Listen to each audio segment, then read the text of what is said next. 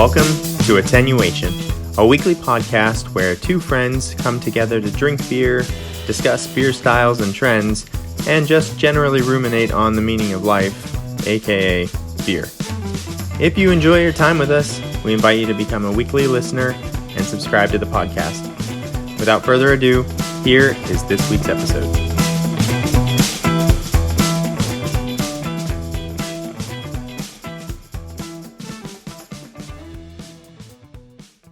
Hello, and welcome to episode 36 of Attenuation, a beer podcast. My name is Jason, and I'm joined by my best friend since 8th grade, Steven. Hello. How is it going, sir? It's awesome. You ready to drink some beer? It's podcast night, baby. Yeah. All right, so today our topic is going to be independent beer. Yes, and what that means. What that means, yeah. What does it mean? Does it matter? But before we get into that, we got to do the best part of the podcast, and that is drinking beer. Woohoo! So, yes, looking forward to this. So I'm going to introduce my beer, give some nose notes, and I'll pass it to Steven to do the same before he passes it back for some tasting notes. So I am drinking one of the last beers that you hand-delivered to me so kindly. This is Berry Fluff from Ingenious Brewing, and it's a sour ale with blueberries and marshmallows, and it's 6.8%. And I have a feeling this is going to be blue. I'm excited. This is a fun one. Oh, it's kind of purple. Yeah. Yeah, Ingenious Brewing is pretty close to me. It's down in just outside of Houston, and I'm actually going there this weekend, so I'm pretty excited. Oh, okay, nice. You're going to the source. Okay, I don't know why I thought this was blue. Blueberries aren't blue. Well, they're blue on the outside. Yeah, but they're kind of dark purple. But they're dark purple on the inside. So that's kind of what this looks like. It's dark purple. It's very opaque. It looks like wine a little bit. And it did have a very vigorous head with small bubbles, but it's now fully dissipated. Let's smell this bad boy. Okay. There's a lot of blueberry. It smells like blueberry puree. I guess it's the marshmallow, but it's a real sweet note as well. Yeah, it's just basically blueberries and a very sweet lactose smell and marshmallows and a little bit of booze and jam. It smells like jam. I think that I'm going to like this one. That's a good one. All right, what are you drinking today, sir? All right, so I have Unicorn Farts by DuClaw Brewing in Baltimore, Maryland. This is not gimmicky at all, okay? This is a sour ale brewed with fruity cereal and edible glitter. Oh my gosh. I want to see this. Wait, so it's going to be sparkly? It should be, yeah. So it does say sparkles may settle, swirl, or gently invert before pouring. So I've been kind of like slowly moving it back and forth to disperse the sparkles. And I've been looking at this beer in the grocery store for weeks now, like thinking I really need to get that, but I didn't really want to buy a 4-pack of it. But I feel like this is a weekly occurrence, but my coworkers came through with me for me again. One of my coworkers brought it to me today. Amazing. Her husband had bought it, and he was like, "Hey, do you think Steven will want one of these?" Amazing. I even had my coworkers' spouses thinking about me when they buy beer. I know. I'm going to move to Texas, and I'm going to get a job at your work. Just so I can have these coworkers. Okay, so... Oh, wow. Oh, that's crazy. Okay, I don't know if you can see it. You probably can't. No, it's not coming through on the camera. No, but there's like swirls of glitter that like through it. Let me see if I can twist it. Maybe you can see it. Oh, when you twist it like that, I can see them. Yeah, it's not like super prominent, but it's like just like really thin clouds of like sparkle dust throughout the beer. That's crazy. Okay. Oh, it smells like lime, fruity pebbles. Does it smell like sparkles? Smells like unicorn fart. I feel like if unicorns did exist and they farted, there would be sparkles involved. For sure. Yeah, just a lot of tart, lemon, lime, and citrus, like orange, tangerine, like really bright tangerine smell. It sounds good. Nice like wheat backbone coming off the aroma. So, oh yeah. But when you look like straight down into it from the top of the glass, it's super sparkly. That is so ridiculous. I hope it's I'm gonna have some sparkly poops. Oh, Post that on the Instagram. Please don't. This blueberry fluff is pretty good. It's okay. It's gonna get the usual complaint from me when it comes to sours. It's not sour enough. Yeah. But it tastes like, wow, it's a lot of blueberry up front. and then like blueberry jam, like fresh blueberries almost. And then it's slightly sour, and the sour kind of goes through the whole rest of the taste all the way through the finish. So I like that. And then the finish is really creamy, like and sweet, and there's that really thick mouthfeel, like a creamy mouthfeel. That's got to be the marshmallow. And it's 6.8%, but you can't really detect the alcohol at all. I like it. I just wish it was more sour. So it's just thumbs 3/4 of the way up. They never make it sour enough for us. I know. We want that like just mouth puckering, like body vibrating sour. Yeah. Okay, so I feel the same way about my beer. Okay. It needs to be more sour. I've had amazingly multiple Fruity Pebble beers brewed with Fruity Pebbles. My ultimate favorite is from Weldworks, and then they made another version of their Fruity Pebbles beer where they added tangerine as a fruit, and it was even better. And it was super sour. They made it the right level of sourness, but also like bringing in those Fruity Pebble flavors. It was amazing. So anyway, this is like a not sour version of that. Like I'm getting the Fruity Pebbles, I'm getting the sort of tangerine, orange, lemon, kind of a berry note, and it does have a sort of a nice lactose sweetness. It has a nice like sort of biscuity wheat backbone, which is nice in this like light sour. It's just not quite sour enough, and it's not quite as flavorful as others that I've had. Look, I'm kind of into sweet beers right now. It's also not as sweet as I kind of expected, but okay. Yeah. So would you give but it it's fun. Like it's very fun. Well, like, it literally has sparkles in it. It's very Instagram worthy for sure. Yeah. I feel like you must know if you put sparkles or glitter in your beer, you're going to get some good posts on Instagram. Yeah, for sure. No, it's very fun. Good to try one time. I feel like it looks better than it tastes. Like it looks fun. It's a funny gimmick, but man, like you could have tried to make the beer taste a little better, and then it would be really fun. So I don't know. Fair enough. So thumb sideways. Thumb sideways. Okay. I will definitely drink this though, because it is good. Yeah, it's good. It's just not exactly what you would like. And when's the last time you got to drink a beer with glitter in it? So Never. it is shocking to me that you've had multiple Fruity Pebble beers. It's a thing. Well, wait, does yours have cereal in it? It's so funny because doesn't yours have like the blueberry cereal in it? Is that what it's made of? Or is it just some blueberries? Sour ale jam packed with enough blueberries and marshmallow to scare away crispy boys in bed sheets. I don't know what that means. I'm too old. Okay, but it doesn't actually say it was beer. But when you were saying Fruity Pebbles and I was drinking this, I started tasting Fruity Pebbles. That's how impressionable I am. Yeah. But it kind of does. Yeah, and I think that series, that series was like Halloween themed, and it was based on the Halloween cereals, right? The Count Chocula or whatever. Okay, So they had a Count Chocula one, a blueberry. I think there's like a Frankenstein one that's like strawberry or something. Anyway, they had beers based on all those Halloween cereals that come out. Every year I buy those cereals because I get really excited, and I forget that they're all terrible. They're not good, but they just they sell on nostalgia and like to kids. Yeah. Well, kids want them, right? Yeah. And then I'm an idiot and I get nostalgic for them. And then my wife is always like, "Don't buy that. You're not going to eat it. Like you're not going to like it." I'm like, "No, it's so good." And I forget every year. I think sometimes they aren't as good as they used to be. Yeah, I think when you're a kid, I think better. too that, not to say that they've been ruined because they are better now, that they don't all contain some of the really bad ingredients they used to have.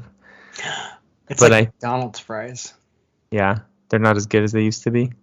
No, they used to cook them with like lard or something like that. Okay, and then they probably changed to like peanut oil. I'm gonna oil mess up the story, but yeah, they like changed it to like vegetable oil or whatever. But there was some show about it. It was like a documentary, and they were like in a test kitchen, like where they make all the things they're gonna sell in fast food restaurants. Yeah. And they remade McDonald's fries the way they used to do it with like animal lard. And these kids, they fed it to these like 20-year-old kids that had to like never had like McDonald's fries. And these, I don't super remember because I think they switched it. I don't remember when they switched it, but like people who are older than us remember like how good the McDonald's fries with us. Yeah. And so they gave us to these kids, and these kids were just like, thank you. Like, thank you so much for letting us experience this. And it's like, dang, how good were these fries, dude? And like, why don't we make them like this anymore? So you're saying the same thing has happened to cereal? I think a little bit, yeah. I think they used to make it with really bad for you stuff, but it was like it tasted so much better. Like Oreos, I think. Like a lot of food product, like the partially hydrogenated oils and stuff, where they had to change that because the trans fat became horrible. Yeah, I know a lot of products got worse when they did that. Interesting. Well, I like the finer things like craft beer, but I also like fast food and like cereal. And I will say, Little Debbie's oatmeal cream pies. Yeah, I do. Right now,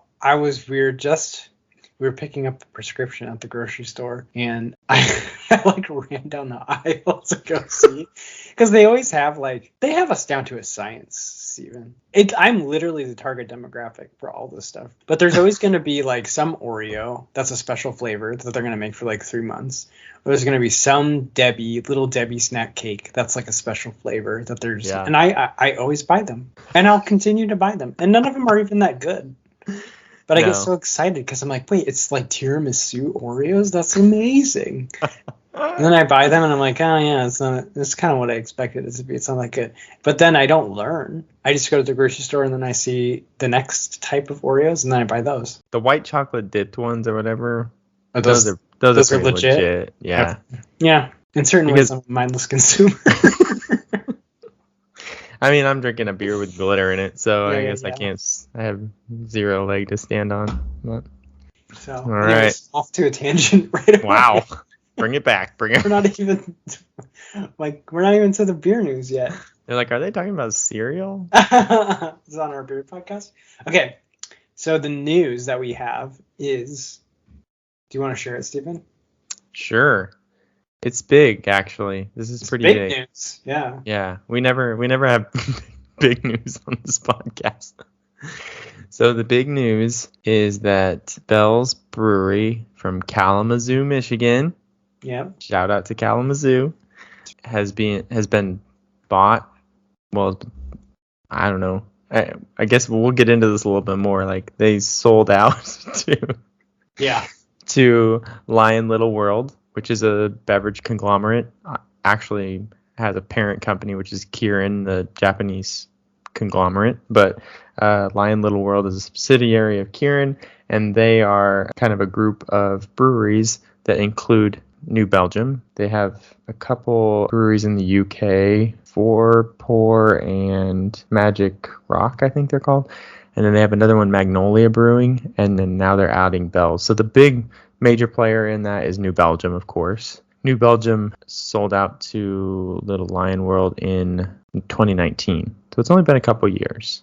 I didn't know that. That's insane. Yeah, that was a big deal. Yeah, I can imagine. So we'll talk a little bit more about the independent status and what it means to have that or not have it. But yeah, it was definitely a big deal. I mean, New Belgium was the fourth biggest craft brewer, and then till they lost that independent craft status. Bell's is seventh. So you've just, in a matter of 2 years, you've taken the fourth and the seventh biggest craft brewers out of the numbers that, you can say like there's, this much craft beer is this much, this percentage of the market or whatever. Like you've just taken two huge percentages out of that. So it looks like craft beer is like getting smaller when really nothing has changed. Because for the most part, these brewers are being left to do the same thing that they've been doing. It's just they do this for distribution reasons, and they're just trying to expand their breweries. And the easiest way to do that is just to join a big conglomerate. So gotcha. So they're still gonna have like creative control and everything. Exactly. Yeah, that is nuts. I think in this article I saw about it, they're kind of talking about how Sierra Nevada is one of the few remaining like top 10 breweries that's still family owned and operated. Yeah, crazy, huh? Yeah, I mean, in a certain extent, it makes sense. You're not going to build out your own. Like, if you could just piggyback on someone else's distribution, you're not going to build like your own distribution. Like a lot of those reasons make sense. Yeah. But on the other hand, it's crazy.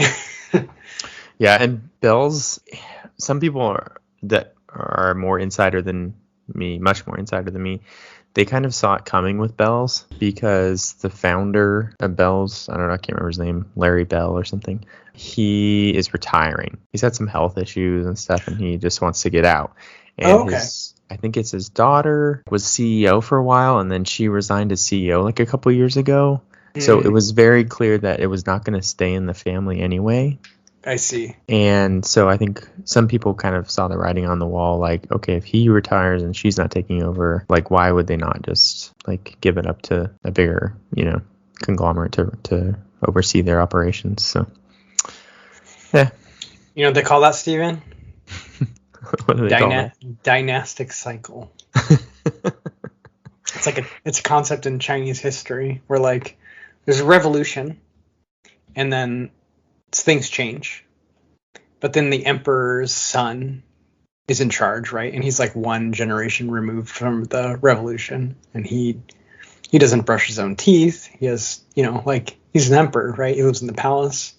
Okay. Then his son is emperor, and now you're like 2 generations removed. And yeah, the further you get removed from the change in the dynasty, like the more out of touch the emperor becomes until there's like a new dynasty. And there's another revolution. Yeah, then there's another revolution. But it's like I think it is part of the reason why it's like really hard to keep a family run business going, because you have to have someone that's going to like step up and take over. And if there's not, what do you do? And like every generation, those kids are further away from like the person that actually put in the hard work to get the business started. And of course they might work hard, like, and they grew up in the business, but yeah, if they don't want to take it over, what are you going to do? Yeah. So it's crazy, but makes sense. They really hammered the partnership between Bell's and New Belgium. That was like sort of the big deal. Like these two breweries, these two like mega breweries are becoming one, but I think they're still going to function independently, somewhat independently. It's interesting. I mean, Bell's Two Hearted Ale literally is like America's favorite IPA. Is it really? I'm not surprised. Yeah, it's year after year after year, it wins that award. So this is not like this is a big deal. Yeah. You know what I mean? Like this is not minor news in the beer world. Like this is one of the most well-known brewers in the country joining the big conglomerate, which is like the big evil in the beer world. The craft beer world. Well, it's a good dovetail to our main topic. Should we be worried about this? Do we care? I don't care. Steven, how dare you? And the more I researched for this episode, the less I cared. Oh my goodness. I know. I care. So I'll give you a little side story. I used to work for a blood bank, and the blood bank was local, and they were awesome, and they were really awesome, like in the community that they were in, and the hospitals that they serviced with blood. They served those hospitals really well. They were able to get we had a great donor base. We could get the hospitals the products they needed almost always, and we gave them like really great like service to like consultations and stuff as well. American Red Cross is basically the huge blood bank conglomerate, right? They're like the too big to fail American Red, like too big to fail blood bank. Yeah. They're big blood. Yeah. Because like even if they have like violations or something, like you can't shut them down because you would essentially keep blood from getting to the hospitals like all over the country, right? Anyway, what was happening in the blood bank world, it's so funny. I always wanted to like start a reality show of like blood bank wars. I'd watch that. That would be cool. Because you kind of had these like blood bank like territories, and for the most part it was like this unwritten rule of like you didn't move into the territories of other blood banks. But then they kind of started to do that, like because you kind of had to do that to be competitive. And then you started to see some mergers. I remember like in Florida there was a big deal, like they went from having 15 16 different blood banks to having like 2 in just a matter of years. Like there were just so many mergers going on, and the whole time I'm working there, I'm thinking like we're gonna have to merge with somebody, we're going to. And like for so long they said we're not gonna do it, like, and then they did. And now it's great. I mean, I don't really keep up with it anymore, but the number of blood banks has like been reducing for years and years and years now because they have to join to stay alive. You can't live without like a parent company anymore. So, wow. So is that like the overarching fear in the craft beer world? So I think it is. I just don't know if it's valid in that world. Like I think you're seeing that there's plenty of independent breweries and they're doing fine. And like I think you said in the pre-roll, these aren't hostile takeovers. Right. Yeah. I think New Belgium was fine. As far as I know, they were fine. Right? Yeah. They were selling beer. They were doing well. It's the thing when these companies are valued super high. Yeah, that's the problem is when someone walks over and says, I'm going to write you a check for $1 billion, it's kind of hard to say no to that. Yeah, for sure. And you're making that choice of your own. It's not like they're forcing you to do it. You're saying, yeah, I'll take $1 billion. Yeah, and if that money comes, but also they say the beer production is not going to change, the brewery, you can keep doing what you're doing. Right. Well, that's the thing. I was surprised because I didn't know New Belgium had been purchased, but I mean, their beer is still good. Yeah. And so I told you I was going to tell you a story from Reddit. Okay. I know you are you as ashamed of the craft beer Reddit as I am?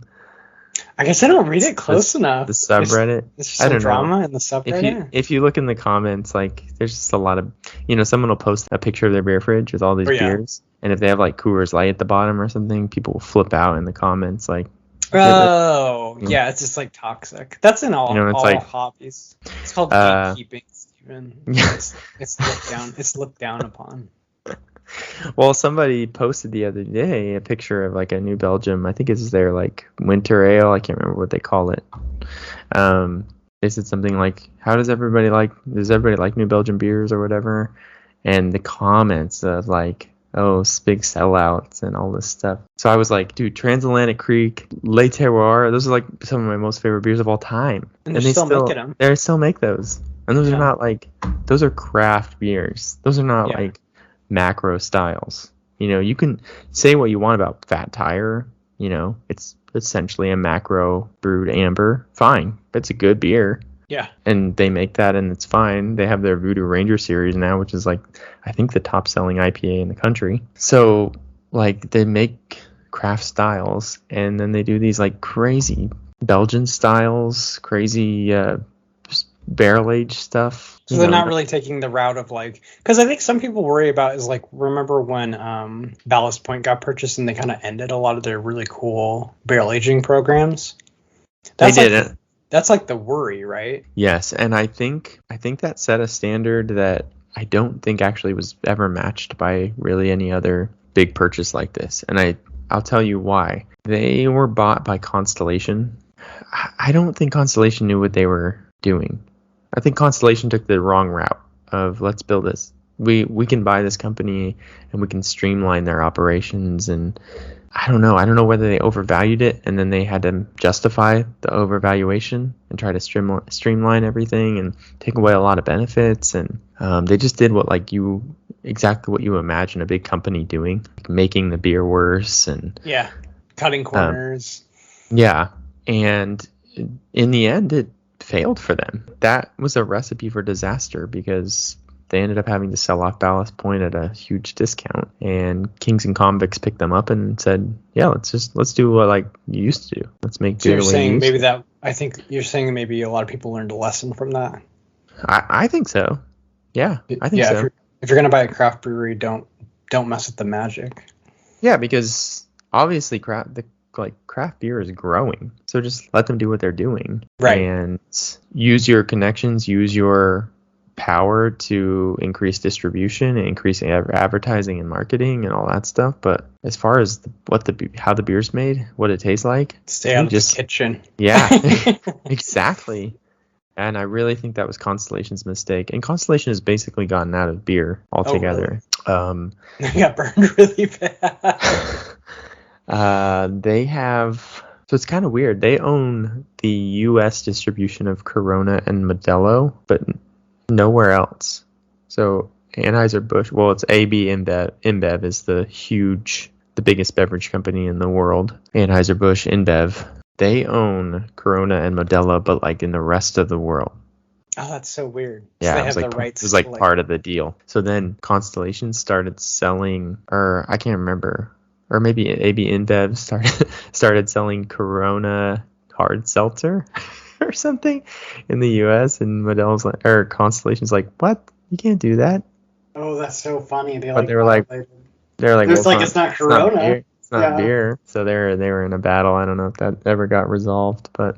Oh wow, that's fascinating. But yeah, so anyway, like Constellation, basically just Corona, Modelo, Pacifico. I think they have 3 Mexican beers and 2 breweries, like Funky Buddha and Four Corners in Dallas or something. And that's Wait, basically Funky Buddha is owned? Yeah, by Constellation. I thought it's they kind were of, like independent. I know. Everything is a lie, Steven. Oh, you just wait. We haven't made the big list yet. Okay. Do you want to talk about the big list now, or do you want to talk about the independent beer label? Well, I'll go over some of the big lists. So Okay. So your big huge beverage companies basically are AB InBev. So InBev was already a merger between 2 big companies, and then they bought out Anheuser-Busch. Of course, they have all the Budweiser beers, but they own Goose Island in Chicago. Okay. Surprise. 10 Barrel Brewing from Bend, Oregon, which is a big surprise for me. Elysian in Seattle. Oh. I mean, Elysian makes some of the best fall beers in the country. Like their pumpkin beers are amazing. Kona. Oh, really? Okay. Karbach, Wicked Weed, Golden Road, Devil's Backbone, Platform Beer Company, which is if you saw it, it's in Cleveland. They have a bunch of tap rooms around Cleveland. Okay. If you saw a picture, you'd be like, yeah, that's my local brewery. You know? You would never think that they were owned by Anheuser-Busch. Yeah. So I think they're doing it right. Because they're not messing with them. No. Like, they want to own them. And actually in I think 2017, 2018, Anheuser-Busch basically said they're not going to do that anymore. They're not going to try to accumulate breweries anymore. Oh, they're done? Mm-hmm. Why did they change their mind, did they say? No, I don't know if they really gave a good reason. Were they afraid for a second? I don't know if they were afraid. I think that at some point your empire is just what it is. You know what I mean? Like, do you know I'm probably going to mess this up, but do you know the McDonald's Chipotle story? No. Send us your hate mail if I get this wrong. But I think when quick casual was getting really popular, like when it first started coming out, I think McDonald's like sort of panicked. And they bought either a controlling interest or a massive interest in Chipotle. Because I think they just thought, there was sort of, at the time, there was like a thought of all these quick casual places when they first started coming out. Like, people aren't going to eat fast food anymore. So they like panicked and like bought Chipotle. And then they're like, oh God, like, are we a going concern? Like, is everyone going to stop eating McDonald's? And then no one stopped eating at McDonald's. And then they sold their interest in Chipotle. They're like, oh, we're fine. So they had a panic attack. And then it passed and they were fine. I wonder if the same thing kind of happened with like Budweiser when they saw like craft beer is getting so popular, and maybe they were like, "Oh goodness, our empire will end." Yeah, I actually that's probably true. So they were doing their best to buy up breweries, and then they realized like, "Oh, it's okay. We're gonna be okay." Yeah, people still like Budweiser. It's fine. Well, and then there may be diminishing returns, right? Because there is this sort of sentiment that when you sell out to Anheuser-Busch, maybe your beer doesn't get as good. So then it's like, does their valuation go down because we bought them? Yeah, and Reddit nerds throw shade. Yeah. Just drinking Anheuser-Busch beer, man. Ugh. That's really funny. Are there any other shockers? I will never not say that Le Terroir is one of my favorite beers of all time. So. Okay, so yeah, that's about it for AB InBev. Like I said, I mean their list of like international beers like Beck's and just they own tons. Stella Artois is AB InBev. Anyway, so then there's Molson Coors. That's the Coors side. Coors Light, Miller Lite. They own a few. Revolver Brewing, Hop Valley Brewing, Killian's Irish Red. Oh wow, I've seen that. Yeah. Foster's. Australian for beer. Australian for beer. What a good marketing campaign. And Blue Moon is okay, wow. Molson Coors. So not crazy. I don't know how aggressive they are buying new breweries either. And then there's Heineken. So Heineken obtained Newcastle. We talked a little bit about this, I think, last week. And Lagunitas. And they have Dos Equis as well. Oh, interesting. And then there's kind of like a smaller conglomerate, which I don't know if this technically makes... So Firestone Walker was acquired in 2015 by Duvel Morgat, which is a Belgian brewery that also started Omegang. Oh, interesting. Yeah. And Boulevard Brewing in Kansas City. So there's just the three breweries, Omegang, Boulevard, and Firestone Walker are under this like Belgian brewery. Interesting. Yeah. There's another example. Those are three amazing craft breweries. Yes. Amazing. Like you would never think that those were the beer's getting bad. Like they're not, they're just really, that was just a distribution tool for Firestone Walker. Gotcha. And they had to like do multiple press releases. Our beer is not changing. We just want to get it to more people. And this is how we can do it. Like it's funny how much people panic. Yeah. Yeah. They're like literally the day to day you're not even gonna know. Yeah, you won't. You won't know that anything changed. You'll just be able to buy it in other states. So I think it is changing. I think there is a sea change. I think we got to a point where there were a lot of these buyouts, and you'll probably see more of them. I just don't know that like it will produce as visceral response as it has over the last maybe 5 years. I think there's this like pullback of like it's gonna be okay. Well, yeah, I guess I didn't even realize a lot of those breweries were owned by larger conglomerates. So yeah. So okay, well then, what is independent beer then? So this kind of surprised me too because they consider the Craft Brewers Association. Correct. They give out this like stamp of approval. It's kind of like you're asking for this accreditation. You can apply for it as a brewery or as a supplier of beer so that you can like put the independent craft brewer sticker on your stuff. And it's basically, in some ways, there is a little bit of the sea change the other way, because what you had was these breweries seeing the big conglomerates coming in, offering all this money to breweries, and they wanted to be like, no, they wanted to put the brakes on that. And so they wanted to like sort of unionize the breweries together and say, look, you can put this stamp on and it means something. It means that, you're independent, you're small, you're community oriented. It's kind of that like shop small sort of thing, like keep your money in your community. Mm-hmm. Makes sense. And sort of they said, hey, like we'll have this international symbol of being independent. Like if you apply for this accreditation and you earn it, then we'll give you the stamp and you can put it on your beer, literally on the can. Yeah. Of beer that I'm drinking. I was going to say most people are probably familiar with it, even if they don't know what we're talking about. It looks like an upside down beer bottle, and they wrote independent in 3 rows, which was it's a really strange like independent. It's kind of a design nightmare, this logo, but now that I'm like actually looking at it and analyzing it's a long word. You couldn't put it like vertical down the bottle? And why is the bottle upside down? Anyways. I think it was something about turning the craft beer world upside down or something. Oh, okay. I can dig that. That's pretty cool. Yeah, so I've seen this a lot, and you see this now that I'm thinking about it, I see this stamp on a lot of the beers that I drink. And look, the Great American Beer Festival in Denver, one of their big things is supporting independent craft breweries. If you are owned by a big conglomerate, there's certain restrictions on whether you can be a sponsor of the festival or whether you can have a big end cap display, that kind of stuff. So they put a little bit of limitation. I mean, obviously, they want New Belgium at their festival.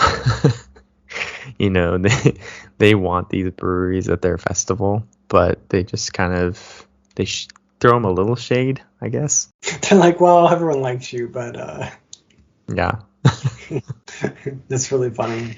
Yeah, so this definition of craft, and like I was saying, the big, really for me, I think, is that the fact that they pull their numbers out of like the U.S. craft beer numbers, right? Like if you're trying to show that craft beer is growing, and then every other year you're pulling some big brewery out of those numbers, simply because they're now owned by someone else, not because the beer changed or anything. It kind of sucks. Yeah. No, that It's makes hard sense. hard to show year over year growth. So and maybe that's what they wanted. They want the big conglomerates wanted in some way. To show that they still have the market share. Right. They didn't want to feel like they're losing. Yeah. Did you see did you see their grand plan? This is hilarious. They tried to this is their plan. This has got to be the most ambitious crowdfunding goal in the history of the human race. They wanted to raise $213 billion with the B. Did you say billion with the B? Billion with the B. Get closer to the mic.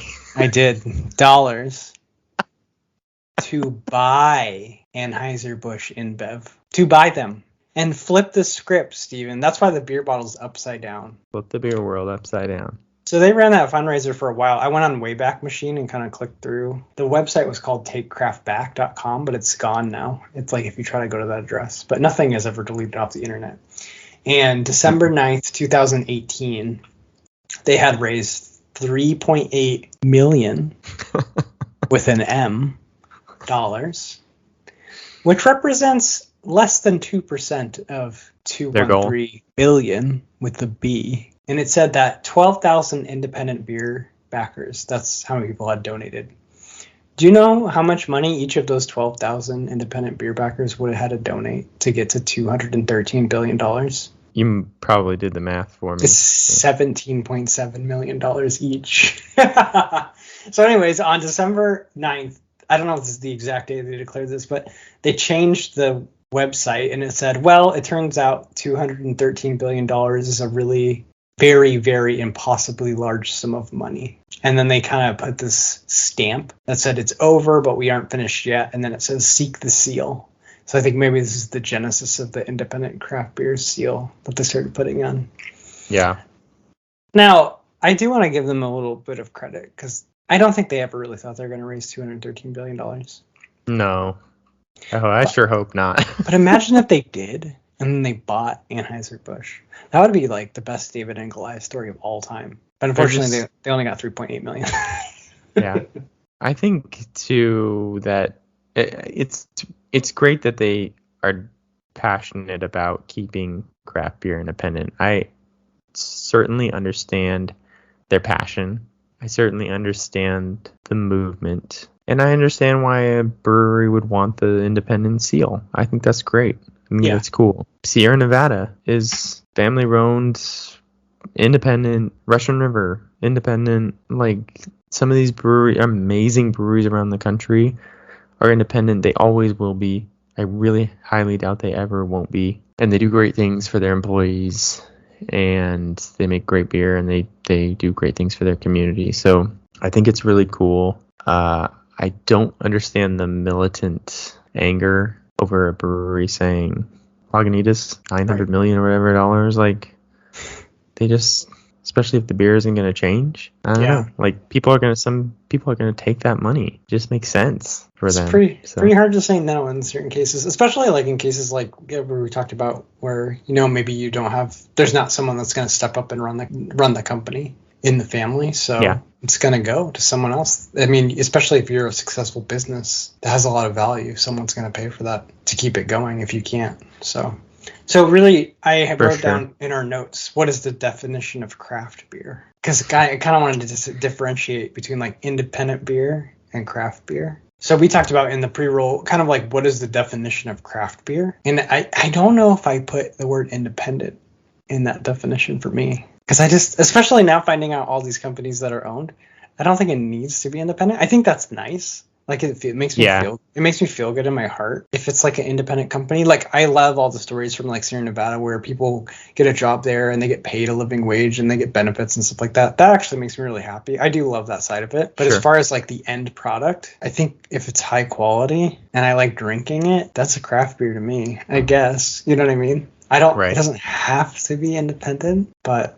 So, the funny thing about this, brewery associations definition of a small independent brewer. So that's how you get the seal, is you meet the requirements of being a small independent brewery. But their definition of small is less than 6 million barrel production a year. That's everyone. That's everyone. Sam Adams, the largest craft brewer in America, Yeah. produces 5.3 million barrels a year. So when you say less than 6, that's everyone. So it's a very tactical choice. So really, yeah. the only other qualifier is that there has to be less than 25% ownership by a big beverage company. So you can have some ownership. You just has to be less than 25. But like you can be gigantic as long as you're not owned by someone else. As long as you don't have more than 25% ownership. Because no one else is meeting, like, no one else is independent, but, now they're not small. Now they're not small anymore because they're producing more than 6 million barrels a year. It is funny because on the definition on the website, it says small annual production of 6 million barrels of beer or less. But if Sam Adams only does 5.8, it's like, who is this mom and pop shop that's making 7 million barrels, right? Yeah.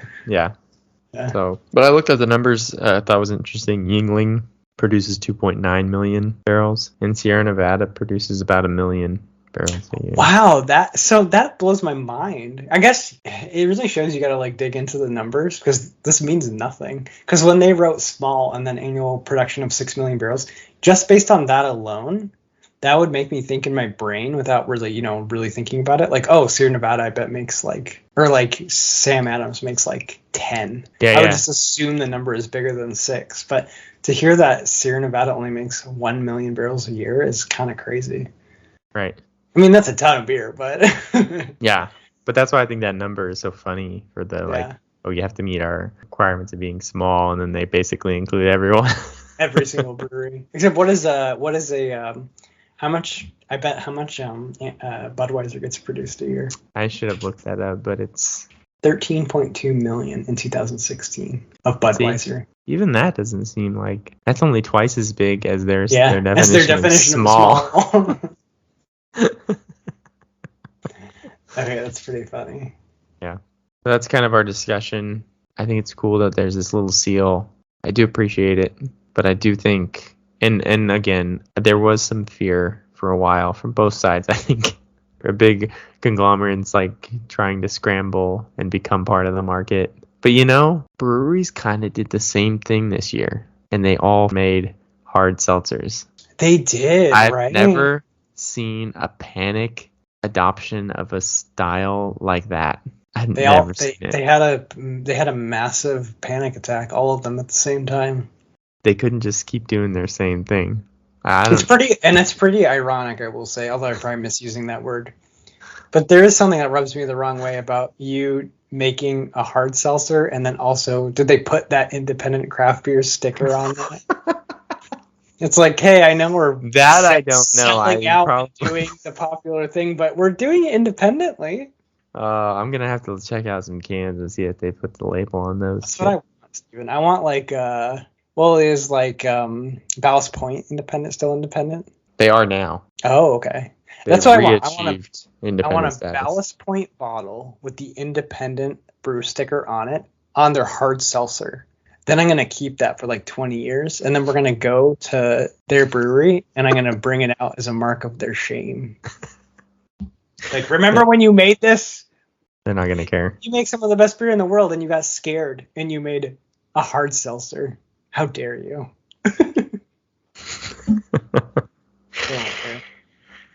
No. I'll care. The bartender will be like, what are you talking about? I'll be like, bring me to the people in charge. Yeah. So there is panic and craziness, I think, on both sides of the coin. But I think a lot of that's changing. Like I said, Anheuser-Busch has completely given up on even pursuing those buyouts now. So we're finding a sweet spot here where if you have a really successful brewery and you want to, it's not going to be kept in the family anymore, or you're just tired of doing it, or you just want to increase your increase your distribution, or whatever you want to do, go for it. That's great. And then if not, cool. As long as they're making beer. Yeah, exactly. I don't think the beer is going to change significantly. That's the big fear, and it's not panning out anymore. Makes sense. Cool. All right. Well, did we sufficiently cover our topic? I think so. Okay. Well, we got everything all wrong, and you're mad at us. You can write Yeah, please. I'm sure we got. At Gmail. People are gonna. All those Reddit nerds are gonna be like. They're gonna. We're not listening anymore. They're gonna school us. It's okay. No one's listening. We're also on Instagram at attenuation.podcast. And if you go, you'll see a really cool picture of Steven's glitter beer. Yep, check it out. So I think that will do it for episode 36 of Attenuation, a beer podcast. My name is Jason, and I'm joined by my best friend since 8th grade, Steven. That's me. And we're saying farewell, and we will see you next week for episode 37. All right, cheers, buddy. Cheers. Thanks for listening to this week's episode of Attenuation, a beer podcast. Don't forget to subscribe to the podcast and follow us on Instagram or Facebook for more fun content. Catch you next week. Cheers!